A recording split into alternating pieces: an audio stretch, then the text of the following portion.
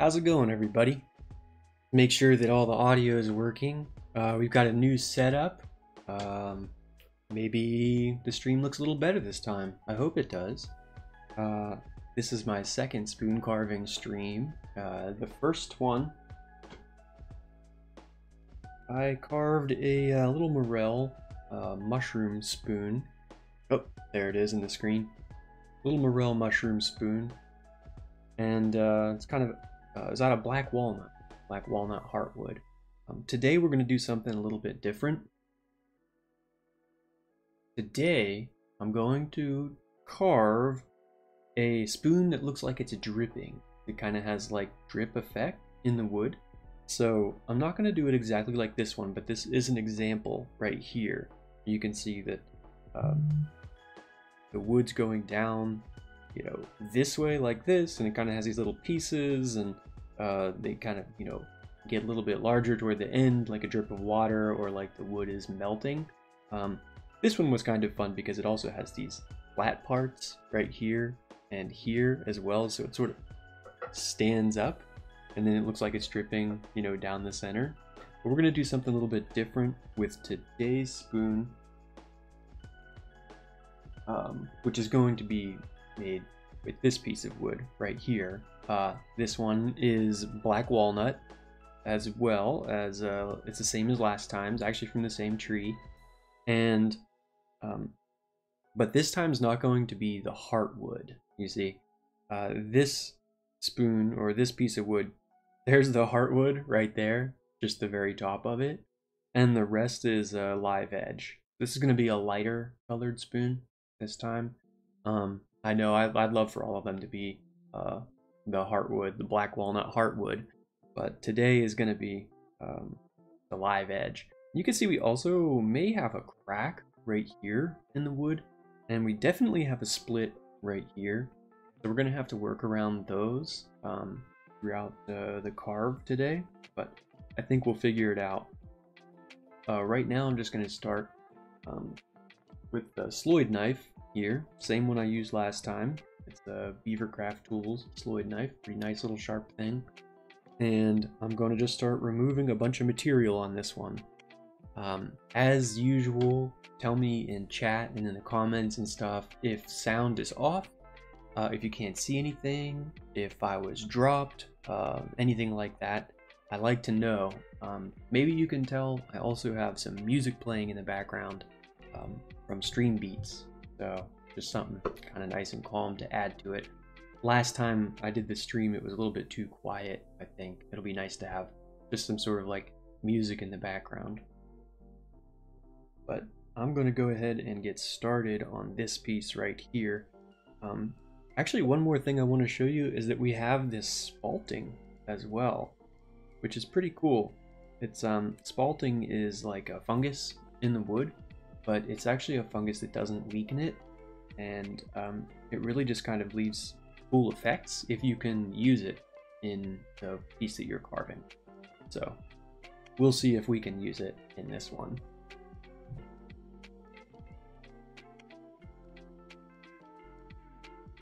I think I'm going to do the bowl right around right here. I'm going to make this kind of flat on top. You can hear how dry that wood is too.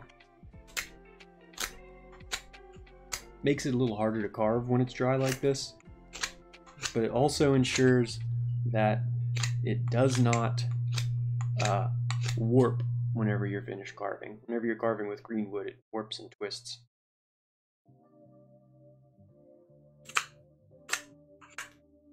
There's some more of that spalt on display, that spalted wood. Kind of neat. It'd be nice if I could incorporate that. We'll see. That's kind of a small little piece right there.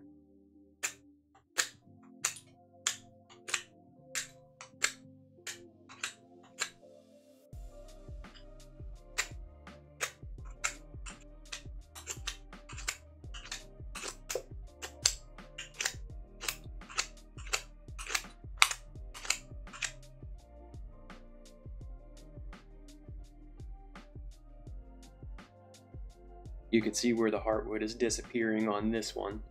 It's starting to you know, it goes right off to the live edge there, and I think we won't even be able to use much of it unless we have heartwood up on this end up here. Might get lucky, be able to keep that up there. Not sure though.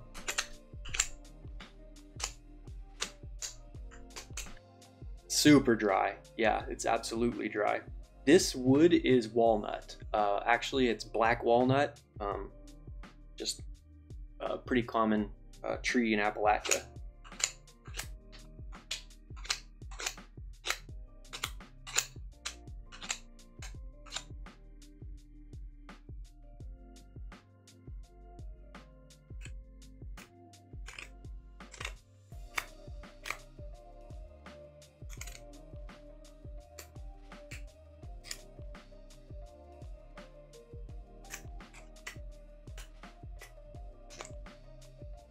What woods would I stay away from when carving? Well, believe it or not, there are actually some woods, it just depends on what you are going to carve. Since I'm doing a spoon today, we want to make sure that it's a wood that isn't, it wouldn't cause a reaction in people, actually, because there are some woods that may cause a reaction in people, and there are people with walnut allergies, actually, and so they would have to know whether or not whether or not the wood is walnut for themselves. But in general, I really carve pretty much anything. But if you're going to carve something for food, you want something that doesn't have a lot of pores in it. It's like real porous. Now, walnut can be pretty porous, but we'll use it for dry goods. You know, something like this would be like for maybe salt, or, you know, loose leaf tea. If you want to do something like a soup, or, you know, like any kind of like a spoon that you're going to cook with, fruit trees are perfect. So like apple, pear, cherry is a really great one. And if you get cherry heartwood, it's nice and red actually in the center. That can be really pretty. But yeah, I really don't stay away from too many. Each one kind of has its own thing that's nice about it. Now, I did once carve sort of more like exotic wood. I don't even know, I can't remember where I got it from, but it's called African Padauk, and it was really beautiful. It was, it almost looked fake. It was like bright red, and it carved like plastic. It felt like I was carving plastic. Now that one immediately dulled my knife. I had to sharpen my knife probably 2 times while I was working through that one. So I might advise against carving like something like African Padauk if you're starting out.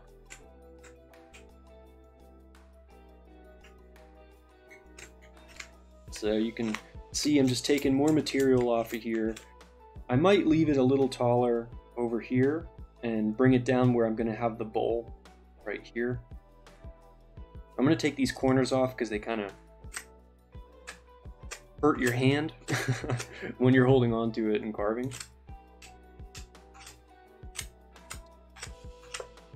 These are just big, huge, you know, motions I'm making right now. We're going to get pretty technical with it later, especially when we get to the drip part that I'm going to try to replicate. Now, like I said, this one is going to be this one is different from what I'm going to do. I just wanted to give you an idea of what the drip is going to be like. I think that with this spoon, we're actually going to have it as if the top is melting and dripping down toward the bowl. And if you didn't see before, this is what we carved last time. It's like a morel mushroom, if you're familiar with what morel mushrooms look like.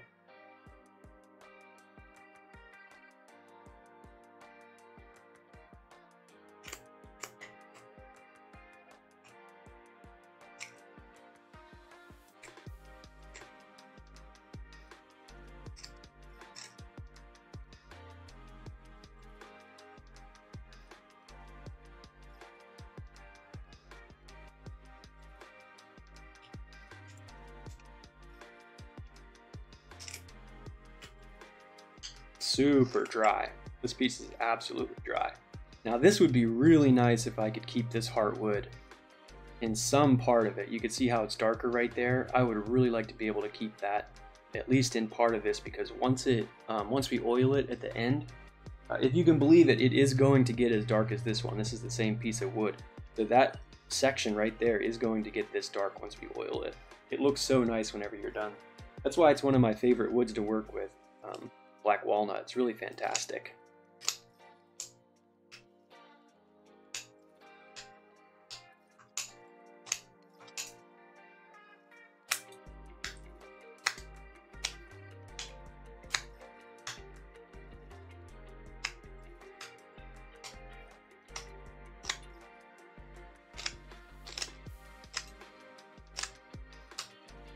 This one is going, it's small enough, it's probably going to end up being something I would call a salt spoon, a sugar spoon. And if we wanted to take time on it, you could see we could measure it out. Like we could, I could hold a tablespoon, you know, that we already have next to it. And when we dig the bowl out, we'll make sure that we get it to the same size as like a tablespoon. I don't often make my spoons an accurate measurement, so I don't think we'll do that today. We'll just get something close.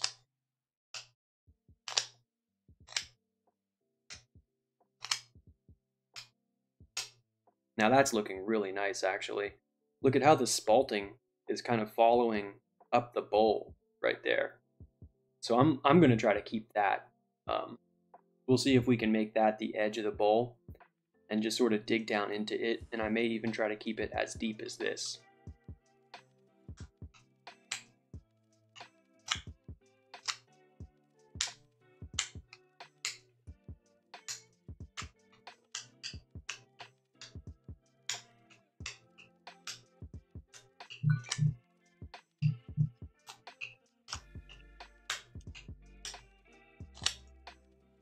That's great to hear.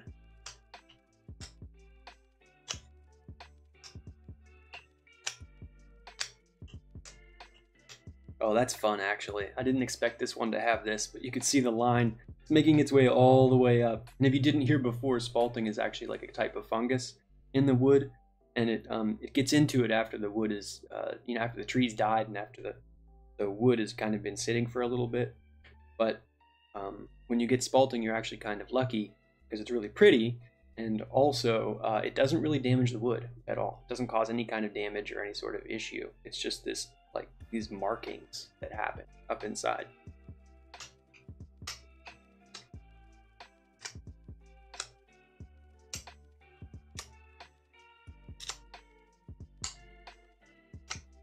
So we're starting to get a rounded edge around the bowl there. And actually, I think the next thing I'm going to do is I'm going to grab a pen, just, you know, regular pen here. And we're going to draw sort of what we want the bowl to look like here. Now, I'm going to do it freehand, but you don't have to. I mean, if you're going to do your own spoon and you want something to look perfect, you could lay any circular thing. You can get really creative with it and just lay something circular over this and sort of go around it with your pen. I'm just going to sort of bring this around just to give myself a bit of a guideline here. We're going to do an oval.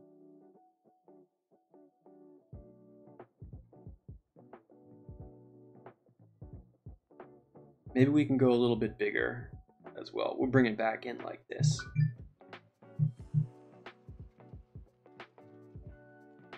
There we go. And if anyone is curious, I actually am streaming. I'm doing a restream right now. So this is going to be both on YouTube and on Twitch. Oh, I see. Would you recommend Beavercraft as a knife company to buy from? Yes, I actually would. This is, like I said before, this is, yeah, Beavercraft. They're, I don't know when they started. I think that they're relatively new as far as like knife making goes. They're based out of, they're somewhere in Eastern Europe. I'm not sure if it's Poland or where it is. And what's nice about their stuff is the entry to get into carving, like with their tools, is very cheap.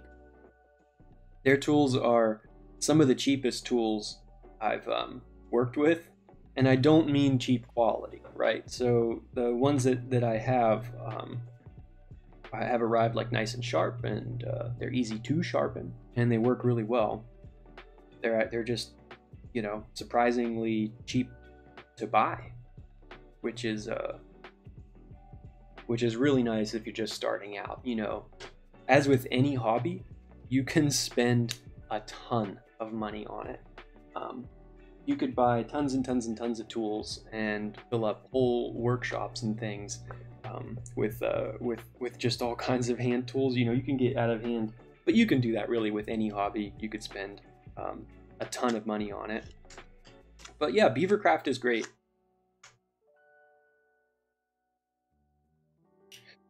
Yeah.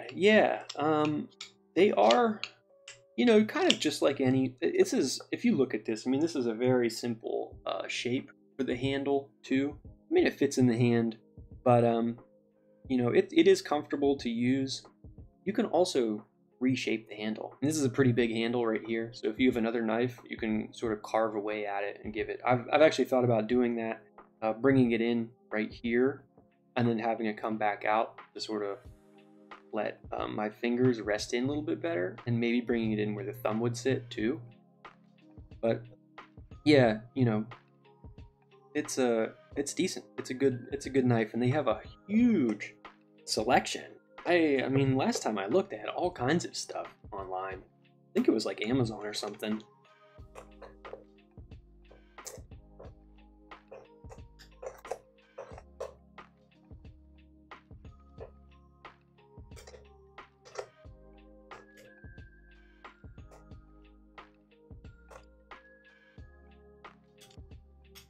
Again, like I said, we're taking a lot of material off right now, because this is going to be a smaller spoon. Now I can bring this back a little further to give us some more room, but we're going to be pretty deep actually, so I may leave it like that. I also kind of like the shape of that too. But yeah, let's take a bunch off over here.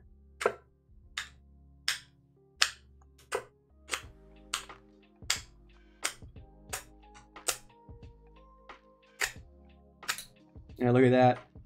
Revealed some more spalting right there. Now, if I really wanted to, we could work with that. We could work with what we have right there. Maybe I'll leave it for now.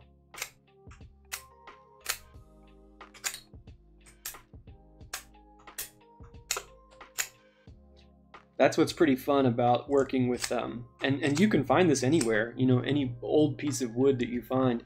That's what I'd actually even recommend. Working with already dead trees, because first off, you're not harming the tree if you're taking, you know, a piece off of it, and second, you'll be surprised at all the different places you can find wood.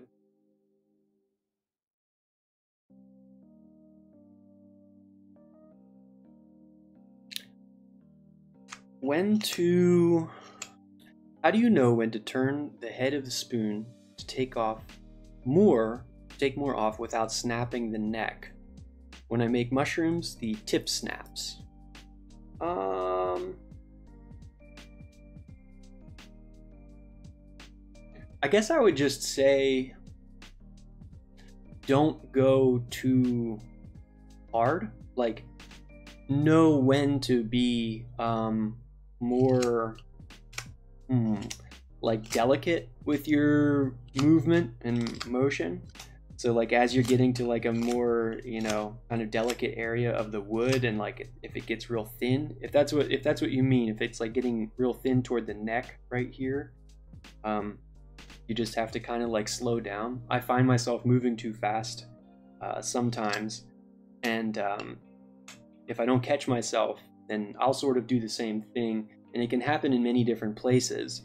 It can happen down in the bowl. Maybe I'll cut all the way through, you know, when I'm using the gouge, I'll punch all the way through, and that's pretty much, you know, it's kind of a useless spoon when it has a hole in the bowl. But yeah, at the neck as well, If I'm moving too fast, I may just take too much away, and then and then you have a really weak spoon or a busted spoon. But you do kind of have to ride that line, don't you? Because if you want it to look pretty, sometimes it's really pretty when the neck is pretty darn thin right there, you know? You have to ride that line between how delicate do you want it to be and how nice do you want it to look.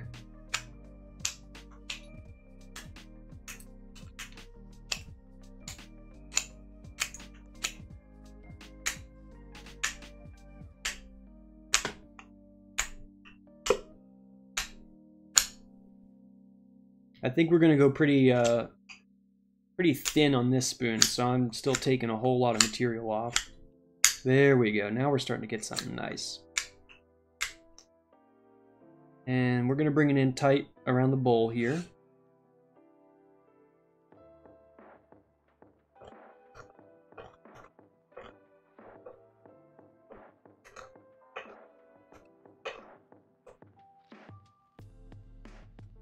Now, I use a technique that I overuse, actually. I use it way too much. It's the thumb press. I, hold the blade in one hand, and then I take my thumb and I'll press, okay? And I'll sort of rock my wrist back and it'll cut through. And it gives me a whole lot of control. It gives me like a whole range of motion, and it's easy to take hunks out. But if you do it too much, if you overuse the thumb press, you may hurt your thumb, actually. You may bruise your thumb by the time you're done carving, but that's why it's a good idea to sort of alternate between the types of cuts that you're doing.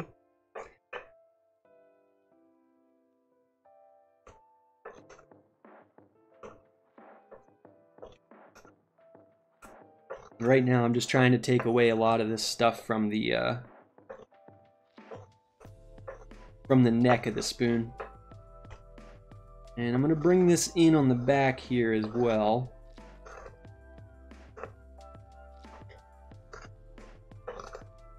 I'm sure you could probably hear this. This is dry walnut for sure. This is very dry.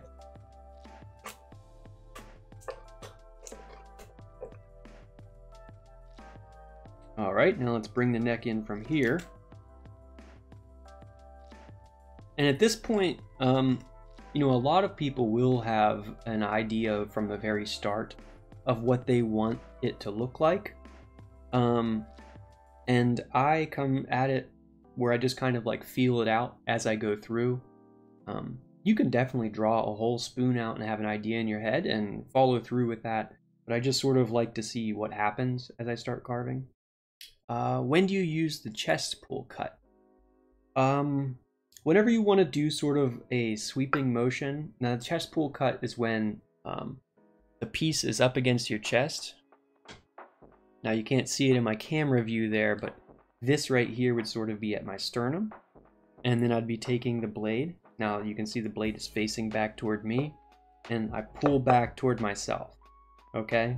And it's not dangerous because my arm catches against my chest and it stops the blade from going into me, right? It's one of the few times where the rule don't carve toward yourself where you can break that rule. But when would you use it? Precisely for kind of when I'm using this right here. I would use it to take off big pieces of material. I don't really use the chest pull for, I don't really use it for like really detailed work or like, little tiny things where I'm working in. That again, I think it's probably equivalent to like this one, where you're trying to take, hunks off, trying to take big pieces off, which at this point I still am actually.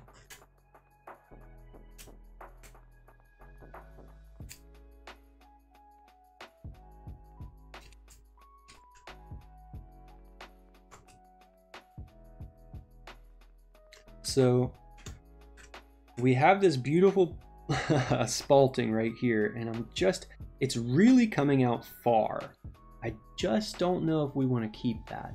Now, one thing I can try to do is we're going to do a drip. So we can try to incorporate the drip into this spalted piece right here and have the bottom of the drip coming down the handle right there like that for the melted spoon look. So that'll be the game plan right now. Just because, you know, we found this and it looked pretty cool.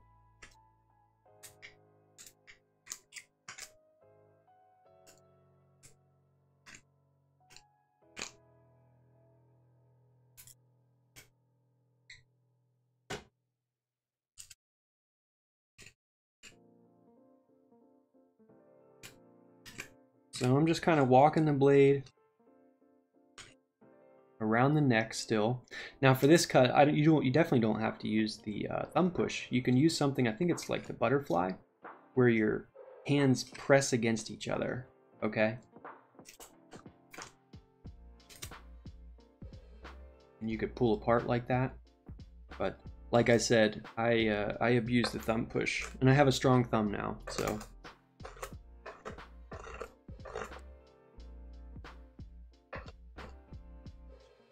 There we go. Starting to get some shape to this thing.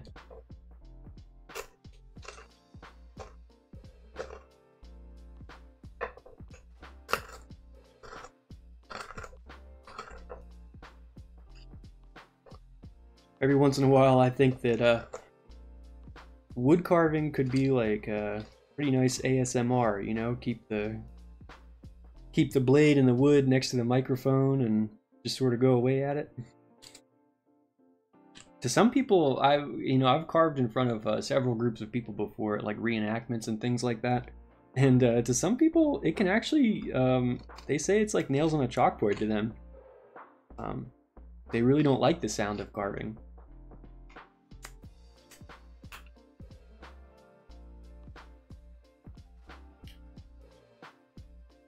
Yeah. When am I gonna carve out the bowl? So I normally just start at any time, so I can actually start right now and show you what that looks like. That's the part, okay, so that's what you were talking about when it comes to getting weak and punching through. Yeah, that's definitely a very dangerous part, and that's always a possibility. That could even happen today. So that's this tool that I'm gonna use. This is a hook knife, okay? This is Maracniv. So that's the brand is Maracniv. You may be able to see, it's just written right there. Maracniv knives are, now that's one that's been around forever. I think that they're Swedish and they make just a ton of different knives. You know, carving knives, just like the Beavercraft one I'm using. You know, they make Sloyd knives just like this. And they make hook knives like this. And hook knives are pretty much always going to be used for spoons and bowls. So we're using it for a spoon right here. Now the one issue we're going to run into today is that the piece of wood is actually pretty thin, and the hook knife is kind of a wide hook. So I'm going to start the bowl with this, and then I'm going to move to a gouge next, and I'll show you the gouge part in a little bit. But so I've got the blade of the hook knife, and I'm going to pull back toward me like this, taking little bits out, and you can see that it's digging down into the bowl right there. Fish, Knives, and Woodworking, looking good. Thank you. Hopefully it finishes good too, we'll see. You never know, but that's part of the fun with carving. It could all go wrong and you just start again another day. So yeah, I'm just kind of walking that blade around inside the bowl right here. There's little bits coming out. Okay, so it's kind of curled. I'm going to take those curls off. And the way that I use the hook knife is I have it in my fingers like this, okay? And I pull it toward myself. I pull the blade toward myself. So we're starting to get just a little bit of a bowl there. So I'm going to bring it over to this side. Making real small motions and not trying to go too deep. You know, we don't want to rush things with this. That's where you start to get yourself into trouble. you know, with cutting yourself and with busting through the wood or, you know, making a mistake, is when you're rushing things.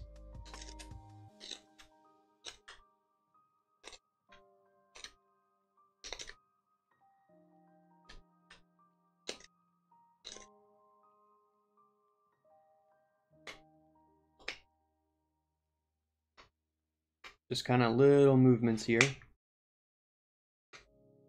We're really revealing a lot of spalting all throughout this whole thing, which is kind of nice. I'd like to keep all of it, but you know, we have to turn it into a spoon at some point here, don't we? All right, there we go. Coming around the bowl. Up, removing that a little bit. We're starting to get some depth to it. If we wanted a real tiny spoon, we could just leave it that deep, but we're gonna go a little more than that. Although it may change things, because that actually looks kind of nice at that size. We'll go a little bit deeper, but I may actually change my mind and remove a whole lot of this. You know, just because it's sort of a nice little spoon. If we call it a little salt spoon, it'll be fun to keep on your salt container and drop into your spaghetti or whatever.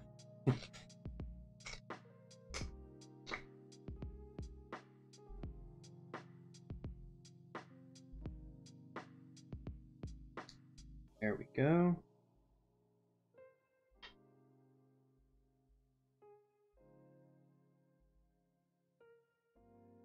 Foolproof games. Yeah, that does. It looks pretty good. We got lucky with this piece. You know, and that's what's kind of fun about it, is you don't know what's inside until you start working on it.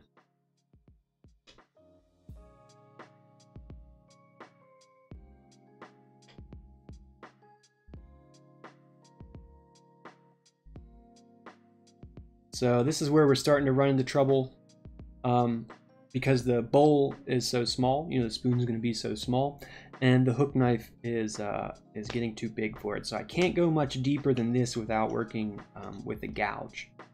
So I'm going to leave it at this, and we're going to think about it. We're going to think about our bowl and how big we want it while we work on the handle, because I don't know how much deeper I'm going to want to go with this.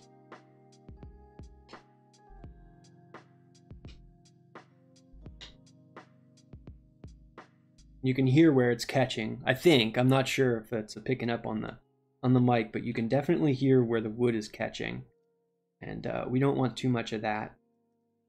We want to have it be, if you're using the hook knife, you want it to be smooth on the inside there. Now with the gouge, we may have little gouge like markings, and those are really nice too, actually. But it's sort of a whole different thing. With the hook knife, we can keep things pretty smooth. Okay, so we've got a little bit of a divot there. Like I said, I'm going to leave that there to think about it, how much deeper we want to go, if we even do, and I'm going to work on the handle, because I want to get this drip going here, and I want to kind of block that out and see what we can, we're working with on this piece. All right.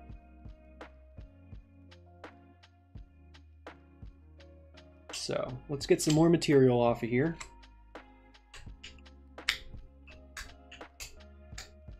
Sort of leaving room in this part right here for the drip.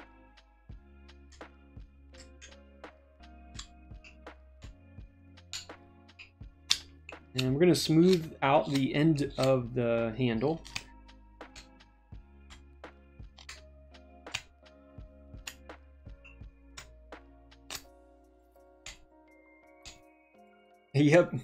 Yep. Exactly. I'm gonna try to get that water effect, or at least melting wood effect. I know it's kind of goofy, but I had a friend who, after I posted a picture of this one, they actually believed that the wood had melted, that I had left it on the stove or something like that. So it's actually kind of a fun thing, you know, sort of like almost like a gag spoon. As a joke, you may even be able to trick someone that you melted it. That'd be pretty goofy if you could melt wood.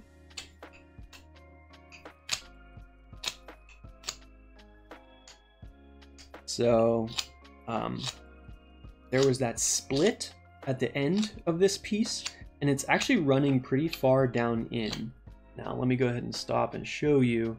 Yeah, you can see that right there. We've got the split right here.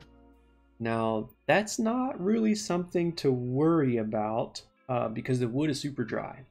So, if you like the look of a split and it doesn't run all the way down the spoon, you can keep it.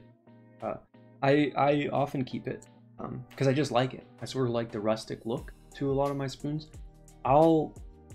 When I first started out, I used sandpaper quite a bit. And sandpaper, I have nothing against it. Like, you can really make some things look very nice if you use a lot of sandpaper. Start out with some real low grit sandpaper and work your way up to,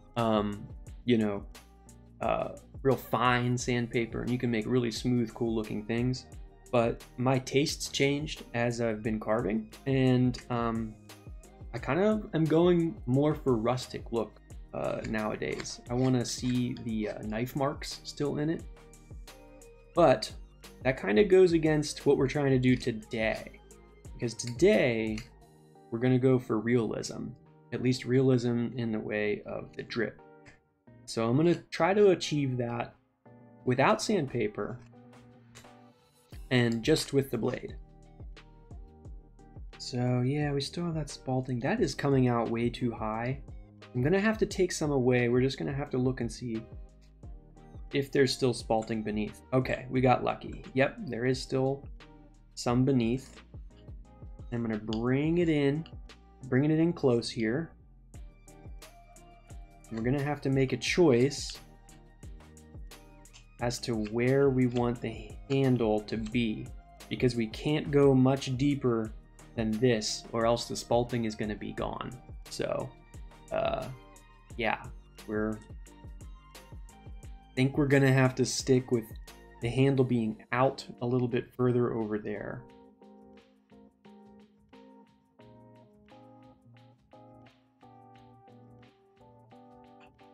Iced out, real drip. Yup.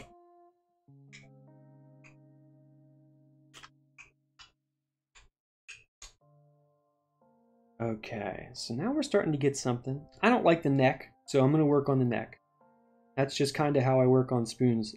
If you watch, there's so many spoon carvers online, all over YouTube. You'll see a lot. They'll do like very traditional Scandinavian spoons. And those are really beautiful stuff. I really don't carve much of anything like that. Mine are pretty different, but a lot of like traditional spoons, those are very much like there's a method to them. You know, you do this part, then this part, then this part, then this part, and you do that each time, and it comes out the same. And if you want a spoon that is traditional and you're able to like replicate it each time, that's the way to go. But for some reason I never really found a lot of like enjoyment carving spoons that way. Maybe I just get bored very easily.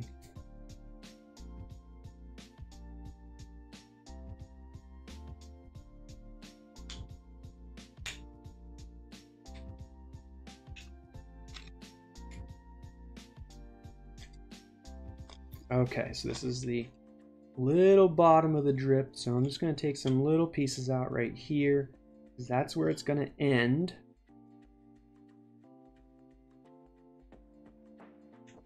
Okay, and we're bringing it into the neck a little bit closer. And again, it's just sort of some real light thumb presses over here. And digging in a little further.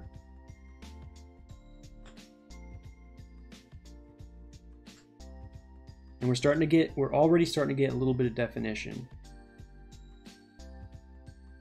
And the one thing, if you want a drip to stand out, you have to make the rest of the spoon look normal, if that makes sense, right?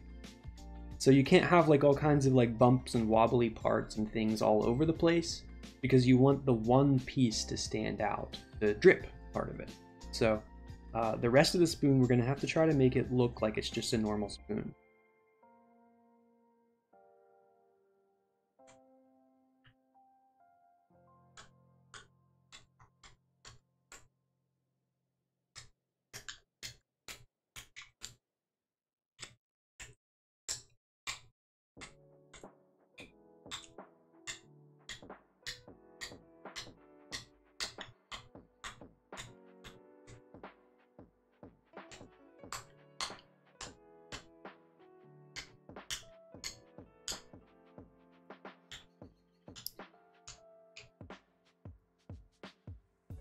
Okay.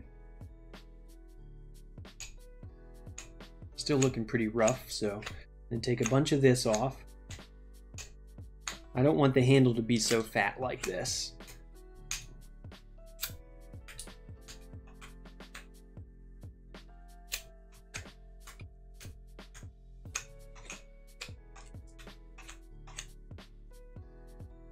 Okay, and I'm gonna have to take some of the spalting away.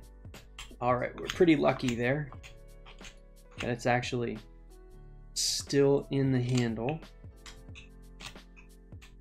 This actually goes pretty deep. I'm very surprised. Normally don't see it go that far down into the wood.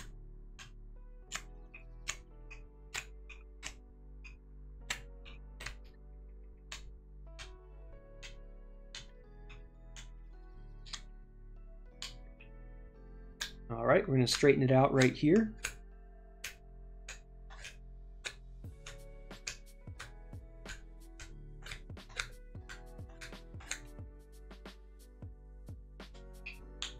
And we're going to curve out the top of the handle.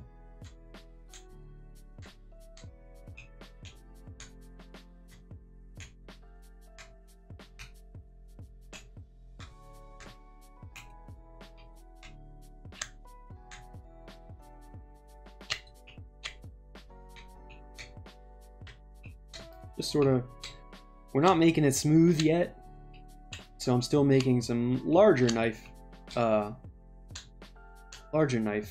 cuts, but I didn't want it to be so boxy. I've got to be able to see how things are turning out as I'm going through. And okay, there we go.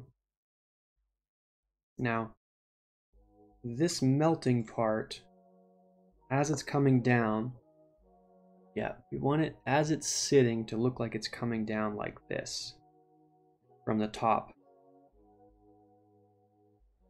So we're going to have to remove some more.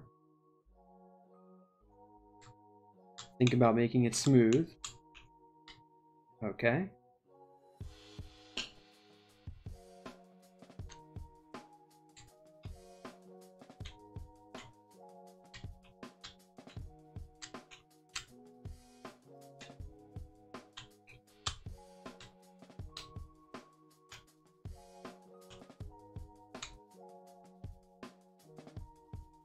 Right. Now I'm going to cut into the bottom of what the drip will be, just to start giving it some definition. All right, look at that. There we go.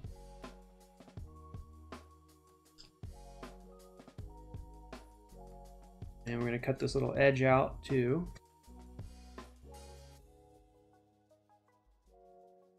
As it goes down into the neck of the spoon. And it's coming up pretty high right there. I'm going to come over here and remove this.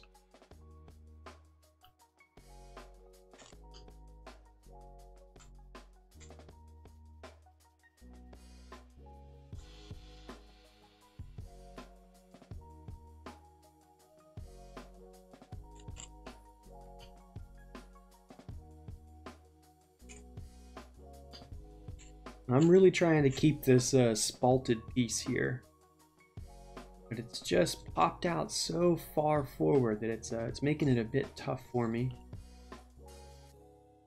but I think without it, it won't really be, you know, very nice looking. So we're gonna keep it.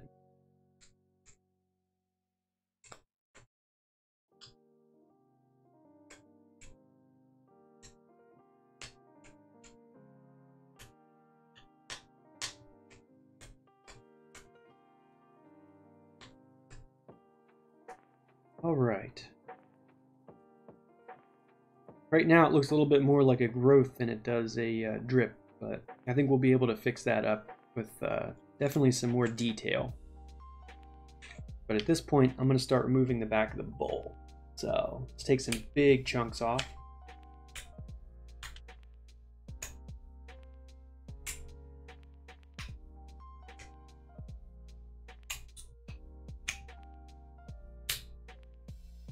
There we go. This spoon's just not going to be super deep. We don't want it to be all the way down. So we're going to shape this bowl up, make it look nice.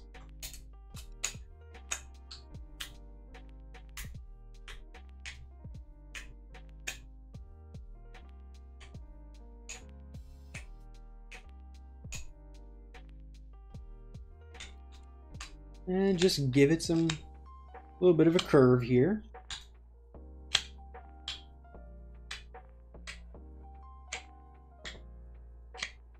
We're lucky we still have this beautiful spalting right in the front. And I think that that goes deep enough that we're going to have it all the way through the bowl, which would be really nice.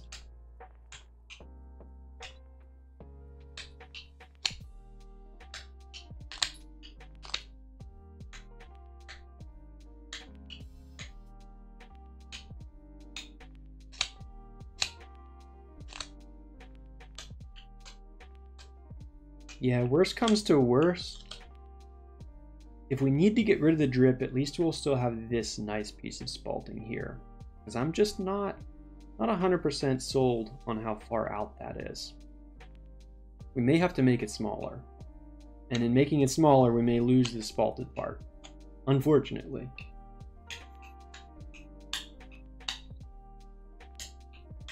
But it's okay. It's shaping up pretty good already.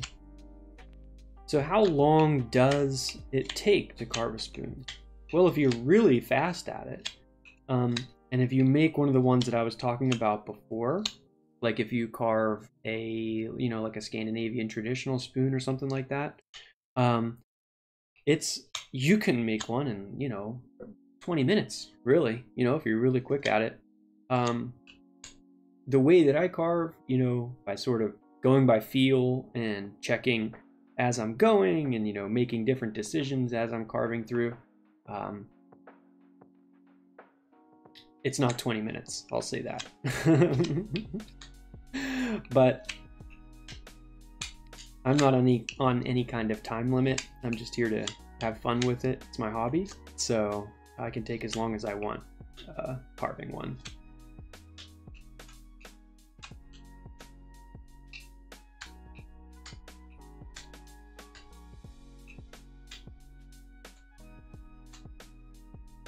The bowl's actually shaping up kind of nice.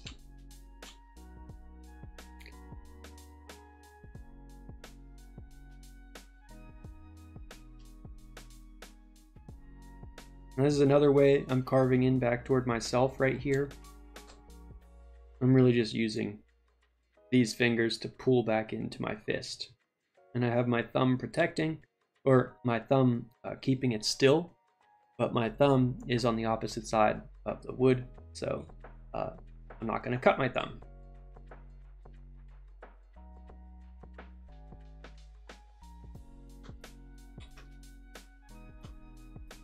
But when you're just starting out, all these different knife motions are going to feel unusual. They're going to feel strange, and you'll just have to get used to them. You know, when you're just starting out, it'll feel like both of your hands are your left hand.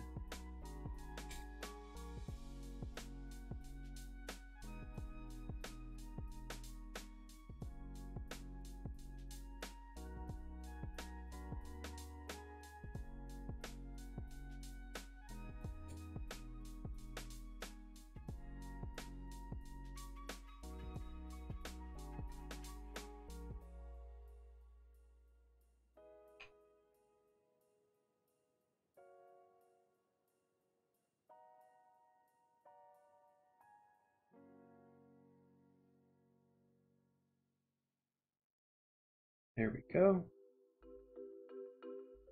Yeah, we've got this nice line of spalting all the way through.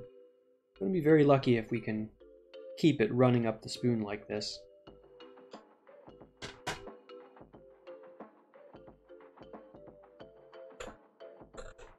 Let me remove some of this so we can see what we're doing here. Okay. So here's what we have so far with our spoon. Definitely have a lot of work to do.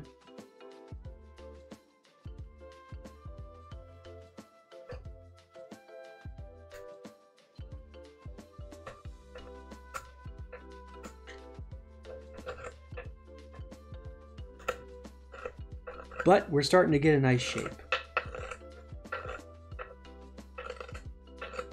And sometimes when the spoon doesn't look like a drip, well, it's still cool.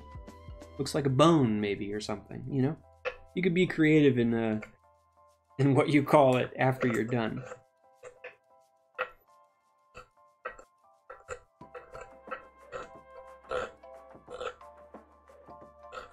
It doesn't always have to end up looking like what you sought out, you know, making it look like.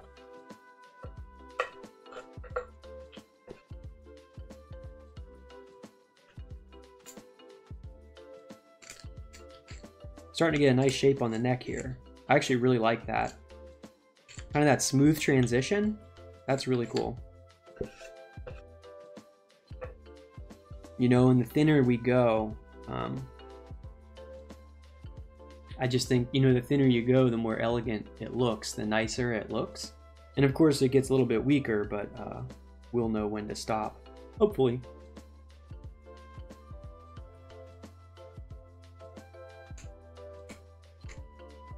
Still thinking about the bowl. I'm not so sure how much deeper I want to go on it. I'm not going to be able to go much deeper with the hook knife, if at all. You know, maybe I can't go any deeper at all with it, but yeah, I'm not sure how much I want to bring the gouge into it yet. Okay, so we're getting kind of nice and thin on the neck here. I'm going to take these remaining parts off.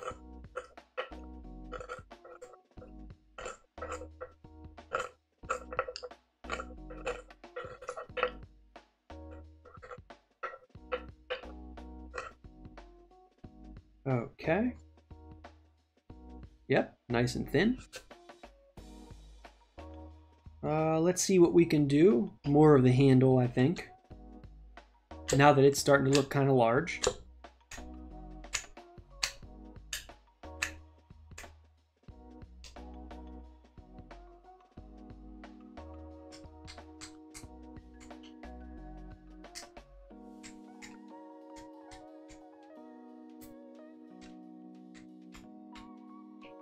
And I'm gonna add some definition to that drip now.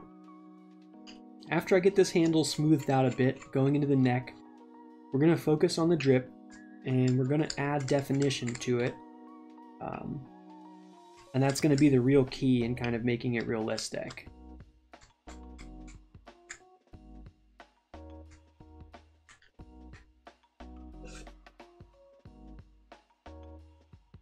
Okay, so we have it popping out like that. We're gonna take another little bit off the top here. And we're gonna keep our fingers crossed that the spalting doesn't completely disappear. Okay. And now I'm sort of pressing into the wood and going around the drip area. Sort of like the end of the drip. And that's what I mean by definition, is a real kind of sharp demarcation line between where the drip ends and like where it lays against the spoon, the rest of the spoon. And if you can get something real sharp like that, that kind of digs in and looks like it has like a line, then it'll look like it's actually like resting on there. And so these are not heavy presses that I'm doing right now. These are actually real light, kind of turning motion.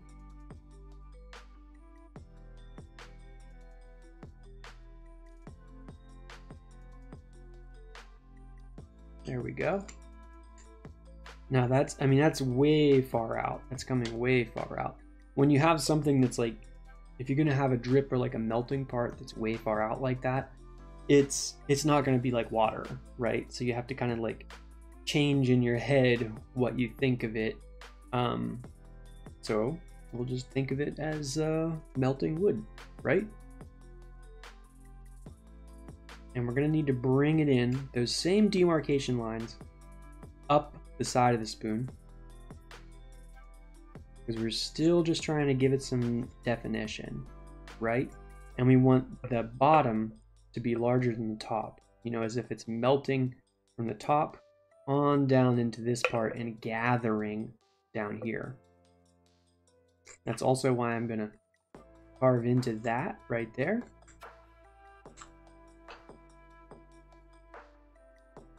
Okay, to sort of give it the look that it's norming or filling up on the end right there.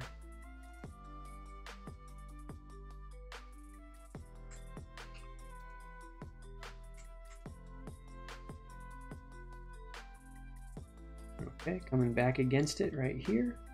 And it's still really large, right? So we can just remove some of the size.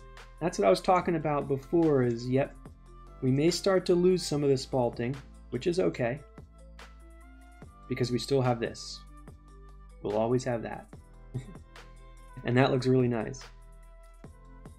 But yeah, we're going to take away some of that because I just don't want something like such a large like bump on this.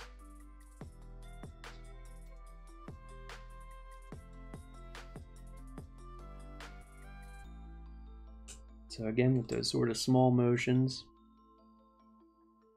I just keep checking over here to see if I'm still alive and see if things are still working. Yep, we can still see it in the camera.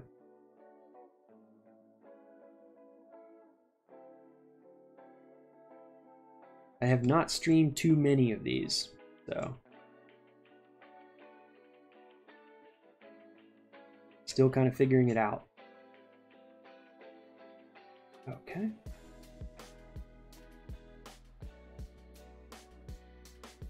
And this is kind of the part where you can get really like, I don't know, like fussy over it to try to make it look nice.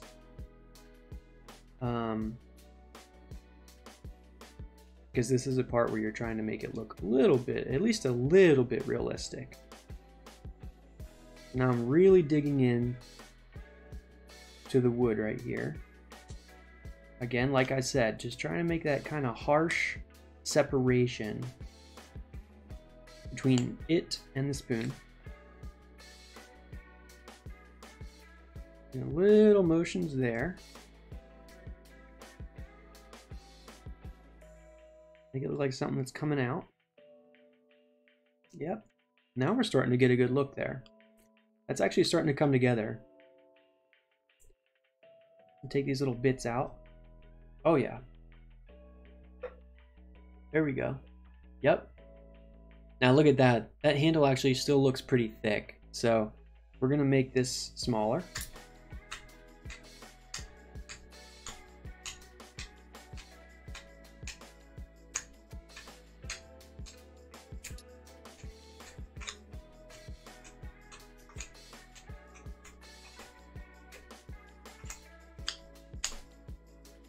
Okay.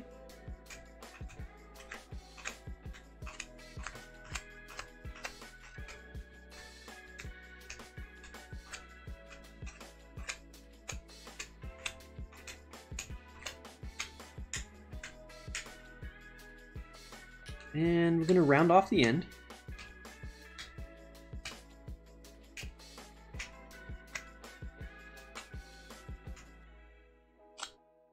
Just sort of walking it around.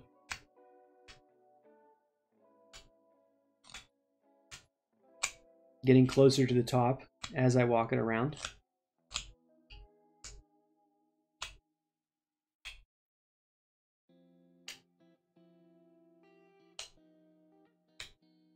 Okay. And we're going to make that drip smaller because it's way too big for the size of the spoon. So I'm going to take a lot of that away.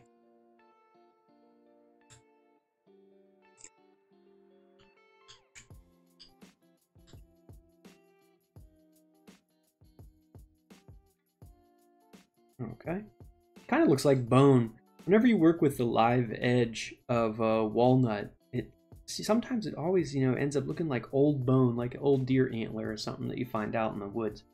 It's kind of interesting. Now when you oil it, it definitely gets darker and sort of like a golden color, which is real nice. But when you're working with it dry like this, it definitely has like a bone appearance.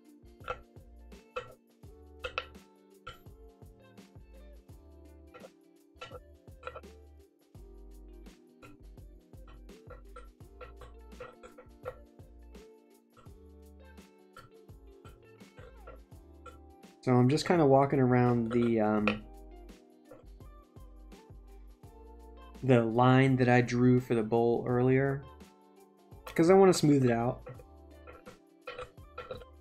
And I want to kind of have like a bit of a lip. Let me see if I can show you. Yep, a bit of a lip as it goes from the top of the bowl down just a little bit into the neck and then back up to the handle. That's kind of a nice little effect that you can put into a spoon. It's kind of those little things that come together, like a bunch of little things that come together to make it a nice looking piece.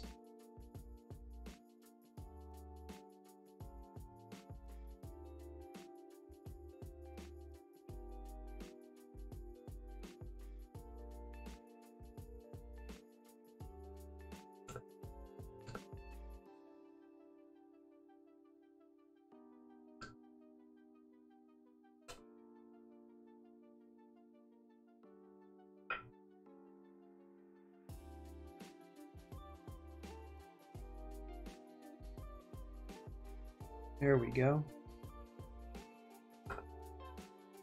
Taking some more of this material off, back. Kind of smoothing the whole thing out as well as it goes down into the neck. Now we are starting to get thin here around the neck, so that is a dangerous part. We don't want to cut right through the neck and make it a completely worthless piece of wood. Turn it back into firewood.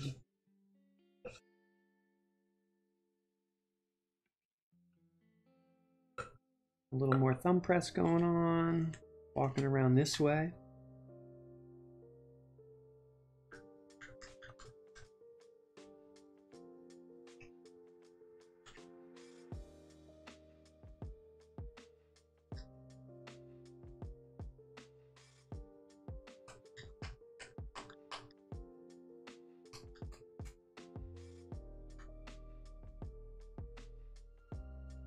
Let's take a bunch off.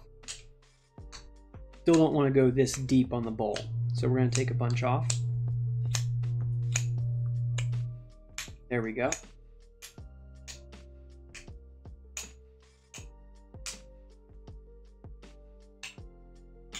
That's a nice size.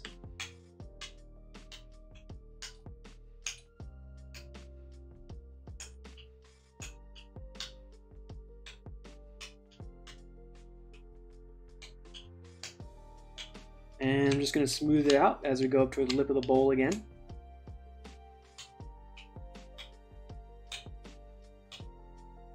Okay. Starting to get a nice shape. Now to focus on that drip and the end of the handle. End of the handle looks a little rough, doesn't it? Come around this way and fix it up.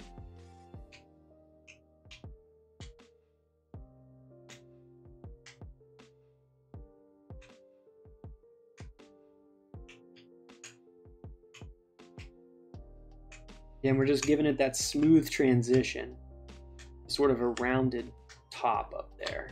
There we go. That's looking a little better. A little better.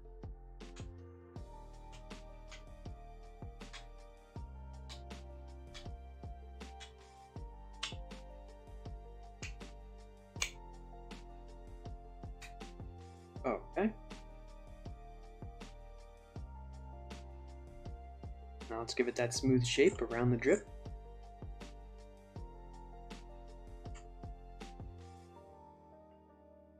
And let's work on that sharp demarcation. That's going to be kind of a strange place to try to cut. It's hard to show you on the camera, but pressing into it right there. Yep. And then bringing it down to the neck, pressing into it there, bringing it down to the neck.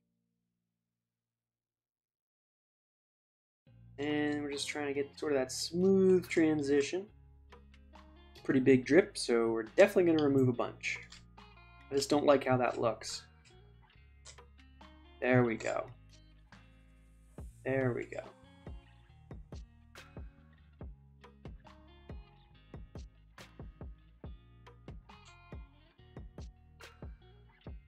Okay. Now that's starting to look a lot better.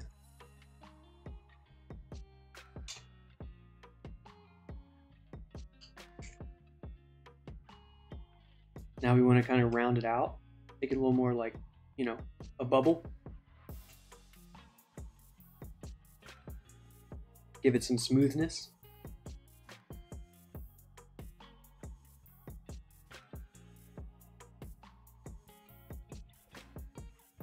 Okay.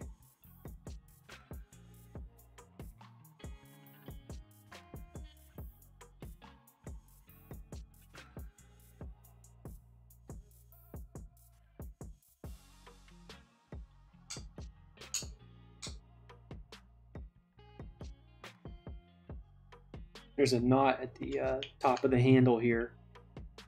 Just sort of cut right through that. Makes it a little bit hard.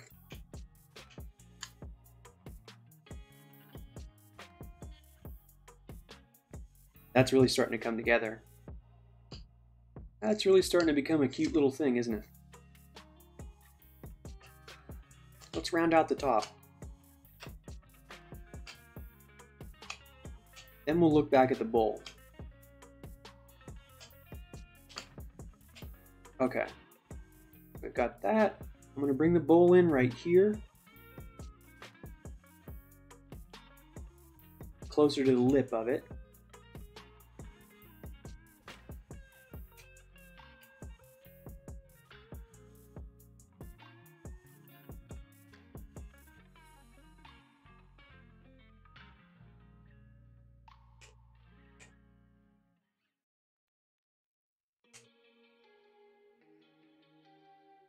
Okay, yep, we can do the same thing with this side, just to kind of match it up.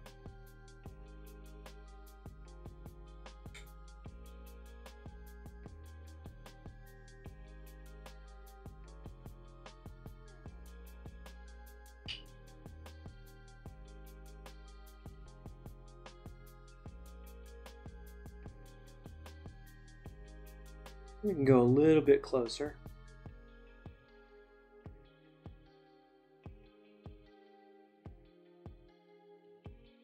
Okay, I like that. That looks good. Smooth things out, make them look a little bit nicer as we're going around. Maybe we can take just a little more off the sides and kind of remove the marks that I made with the marker, with the pen there. There we go. Okay. Now we can clean up.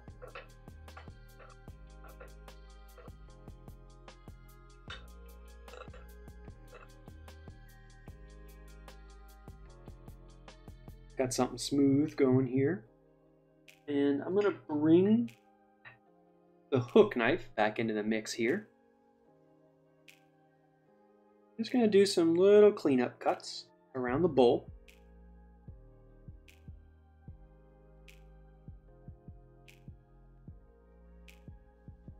And bring it around this side as well.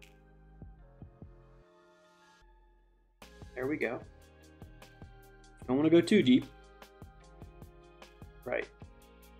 That's good.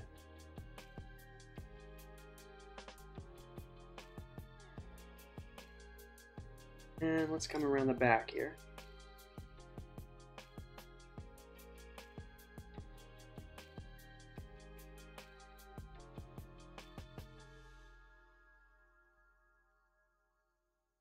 actually kind of like this depth. I think I may leave it this way, just finished with the hook knife, instead of going at it with the gouge. Because the hook knife is going to leave it smooth in the bowl here, and the gouge would leave like little gouge marks as we go through. And if I don't clean those up, say with like sandpaper, then they'll just remain there. Sometimes that's a nice look, but on this one, I'm going to prefer the smooth look. So this isn't going to be very deep at all for a spoon. This is going to be definitely a little, add a pinch of salt type spoon.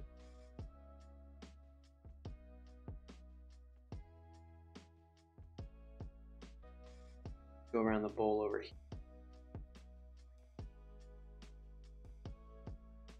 I have to be real careful with these cuts just because the bowl is so small, and the hook knife kind of making kind of wide sweeping motion. Now you can get a smaller hook knife, but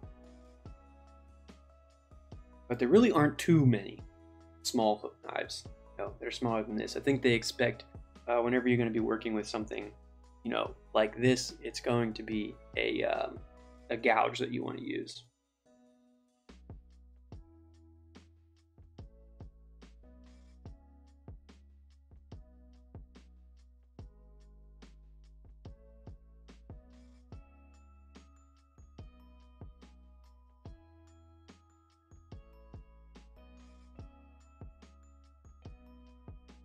We can work on I'm going to work on bringing the bowl closer to the lip. That's going to give me more room to work with the hook knife, and it's going to give me just a slightly larger spoon. It'll let me give it just a little more depth. Okay.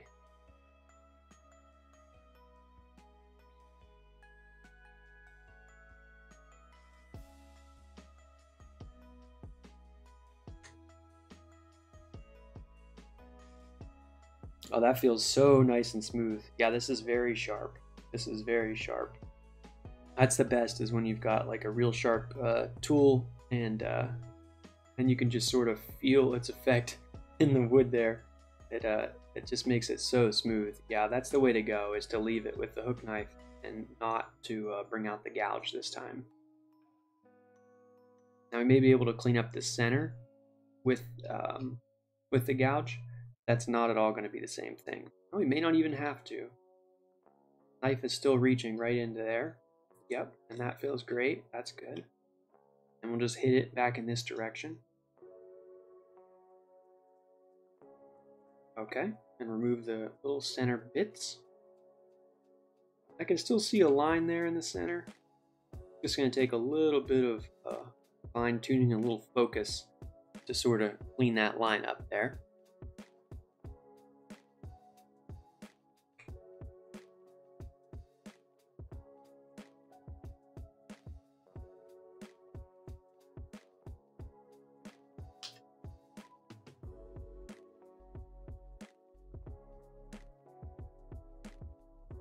Okay, that feels pretty darn good. Just a little touch right there. Let me see if we can get that out. Okay, I think we did. Yeah, that's nice. Now we can return back to the knife, clean up the handle, work on the drip, just do some finishing touches all the way around, and sort of get this thing looking smoother. Now I'm definitely making much smaller cuts. I'm working my way around, looking at where those facets are, and kind of cleaning all those up.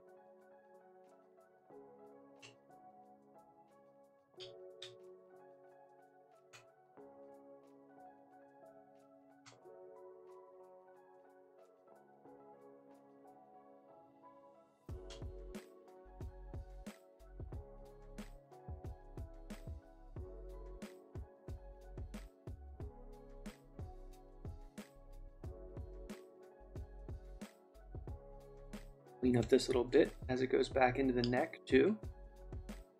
I want it to be a smooth transition. So I'm taking out any bumps, taking out this raised part right here.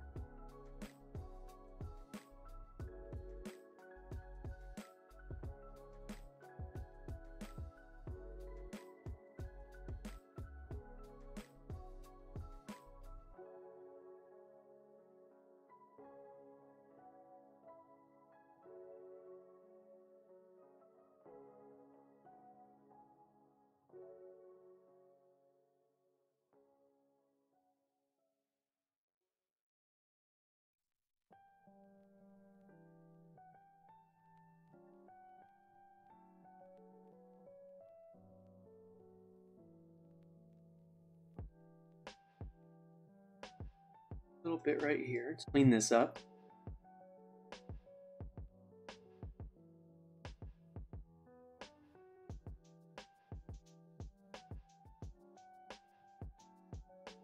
This is almost like the editing phase. You know, the beginning, when we were working the shape out in it, shape of the spoon out was kind of like the writing phase, and then this part, we're just cleaning up what we've done.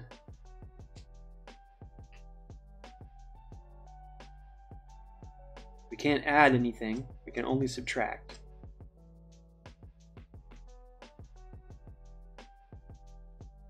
Work on that transition as it goes up to the bowl. That's nice, that looks good. Maybe we can do that over here as well. I like this. I like the shape of this. I think if we bring this a little tighter up here, that's gonna look real nice. Yep, I think if we bring that in further that way,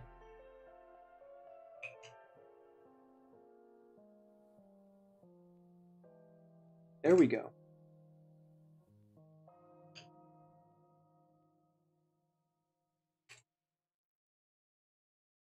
And let's bring it back from here, just to remove these little bits.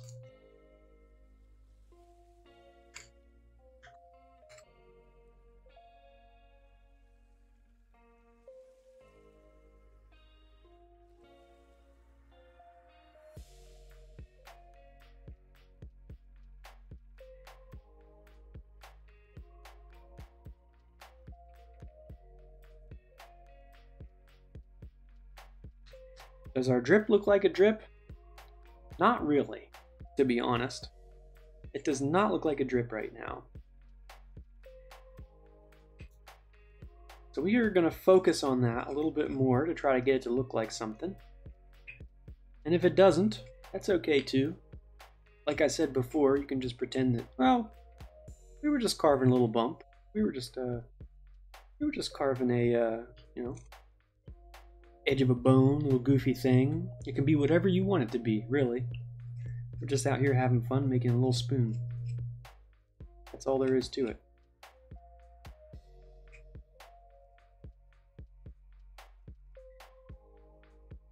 All right.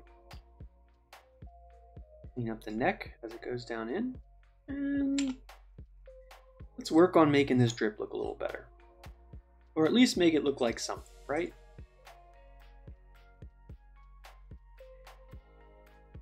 Take more away from beneath it, so it looks like it's coming from somewhere. Give it that smooth mark from the top, right?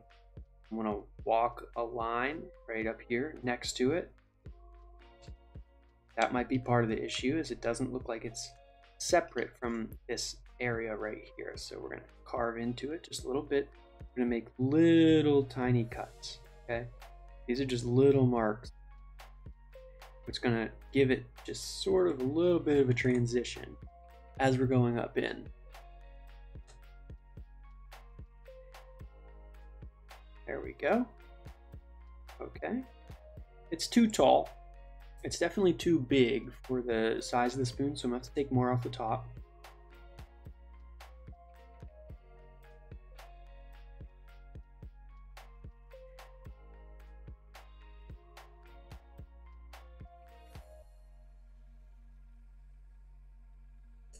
Coming back toward myself. Okay, removing little bits that way.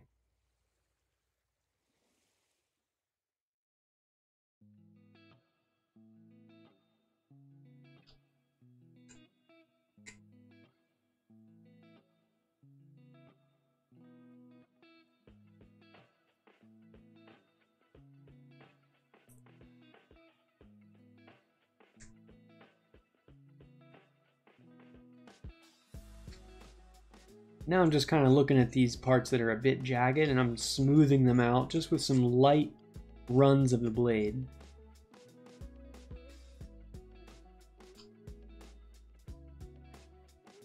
Just sort of going by feel.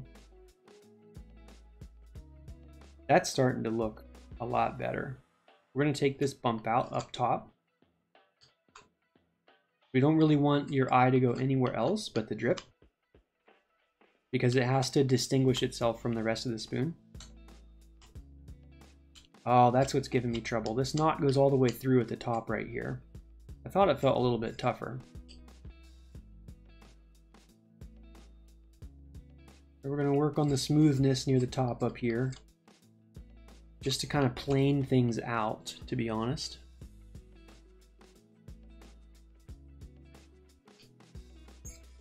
Here we are walking around over here. Got a cat visiting me right now, just beneath the chair. What's up, buddy? Okay. Well, that's starting to come together. I'm gonna clean this area right here a little more. This editing and sort of cleaning phase is the really important part if you want to make anything look real on the sides. If you want to make it look like it's got this kind of effect going on, then you've really got to smooth everything out so that you only look at that part of it, right? And if you're doing it without sandpaper, it can take a little while. You have to have a sharp knife and patience. Here we go. Going around that rounded edge, really nice. Okay, that's really coming together. That's looking good. Just doing some nice sharp little cuts all around here. Okay. We're bringing the size down as well. Some, not a whole lot.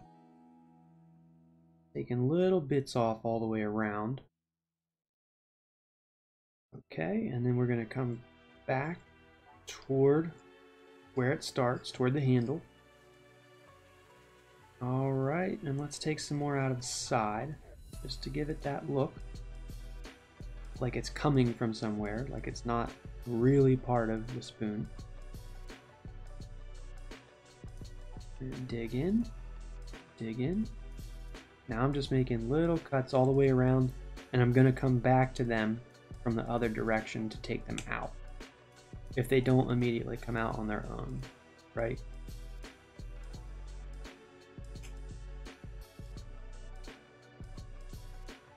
Cutting sort of back in toward the wood, okay?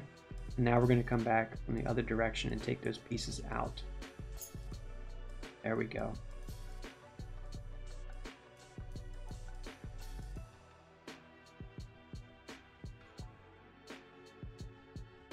Okay.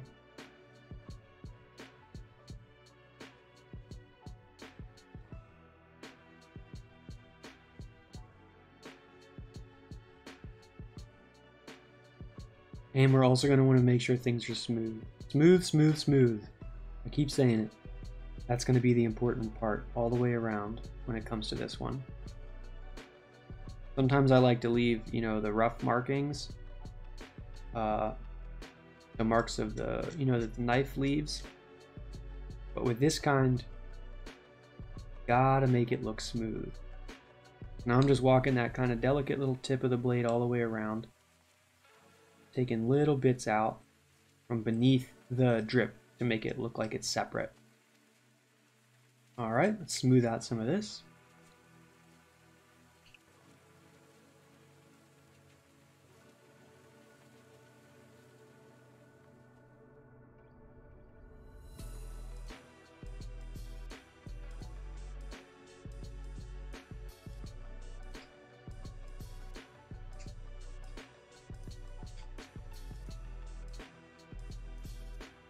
Okay, that's actually looking like something. Make it a little smaller. Clean up the top of the handle.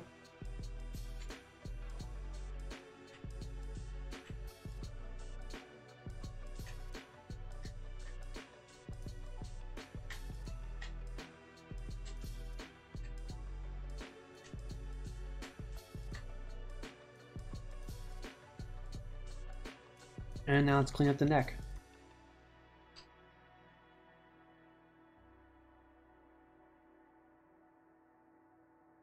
Smooth, smooth, smooth. And at the center of the neck, you can see where it's building up a lot. That's going to be the part where we have to be pretty focused to clean it up. Now let's walk around over here and take just real light cuts just to remove those pieces that sort of flipped up where the grain lifted. Now this is a part where you'll have to go at it a couple times in a row just to get it cleaned up perfectly. And if you don't have a sharp knife, then you probably won't get it cleaned up perfectly without sandpaper. Gotta be sharp, sharp, sharp.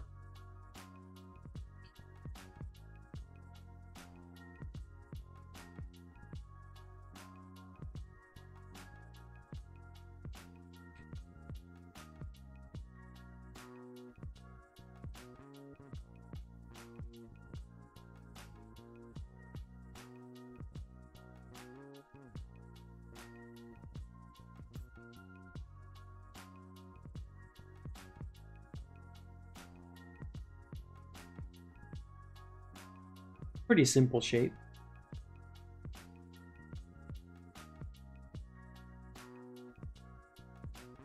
Just with a little added touch.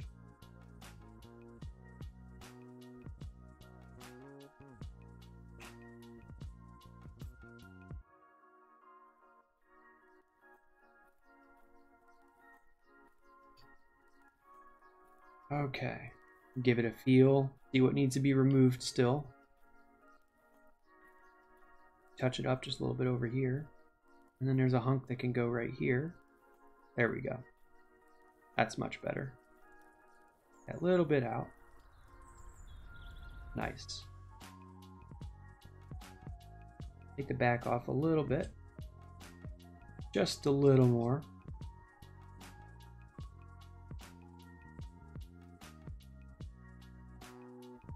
One of the main things when it comes to carving, or I guess with any hobby, is knowing when to quit. Knowing when to say, I'm done. I finished this one. Because honestly, if I wanted to, you could just sit and fiddle around with it forever and ever and ever. And if you're having fun, then go for it. But at a certain point, I just kind of get done with it. And I'm like, well, finished. On to the next.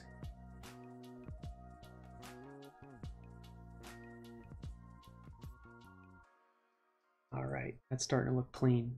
Let's give one more pass over the drip part of it. I like the look of it, and I think once we oil it, it's gonna pop. It's gonna pop quite a bit. But I want to give it a few more, just to clean it up a little bit more. We're gonna walk it around with the blade, just some.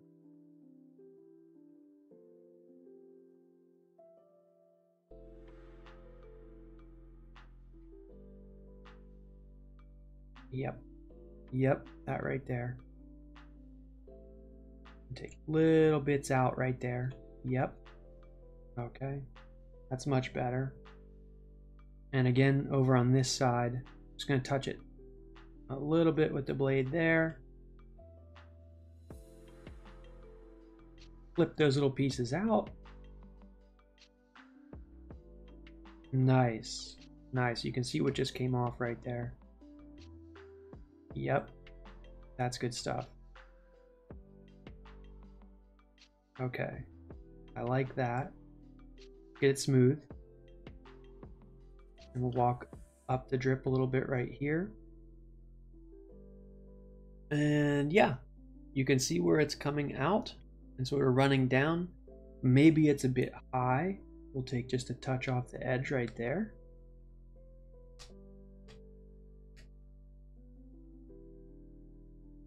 but I'm not going to get too precious with this one.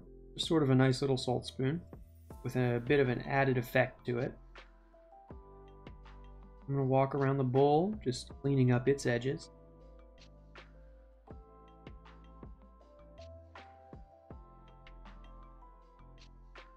And I'll be able to say that this one is done very shortly.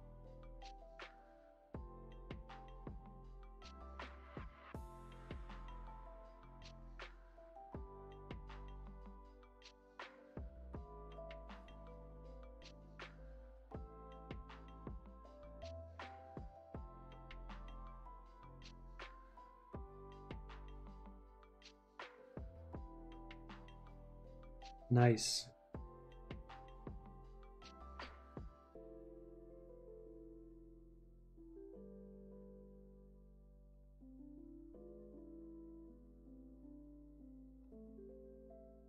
Even things out right here. Just notice, you know, when you're looking at it head on, there's a little bit that can be evened out. I'm just going to touch it on the back right here with the blade. Take a little more. All right. That's looking pretty good. Kind of a nice little simple thing.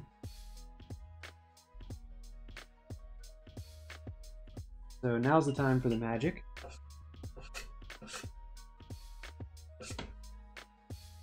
That is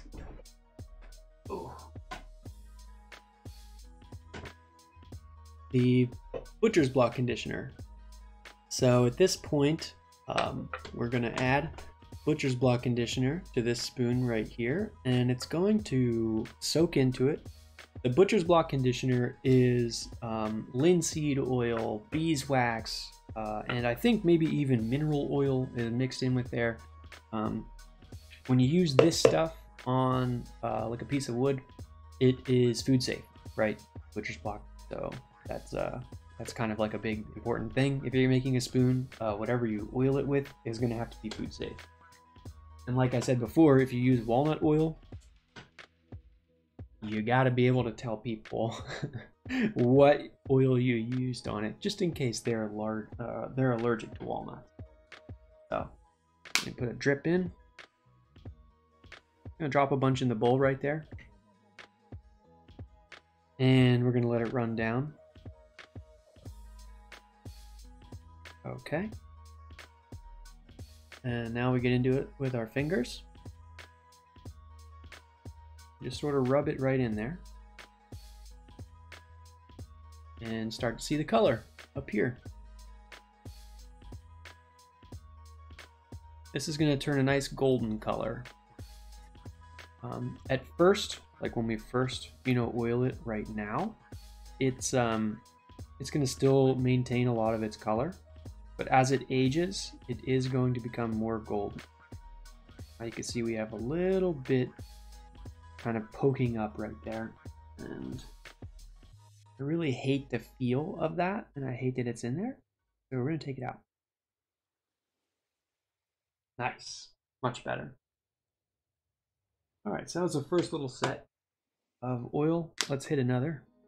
Beeswax, linseed oil. I think that's it for it. Beeswax and linseed oil. Just gonna rub it in. Working all the way around. Trying to get down in where the drip is as well.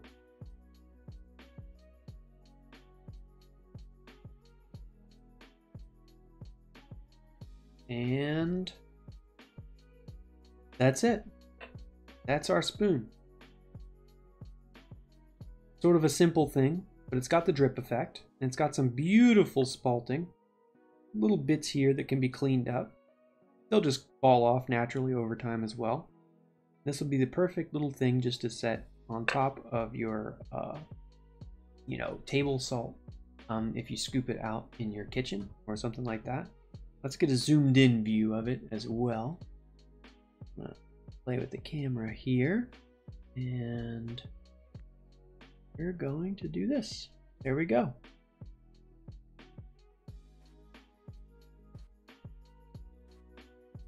there's a little spalted salt spoon. So thanks everyone who joined me in the chat. Thanks everyone who watches this video after we've been live.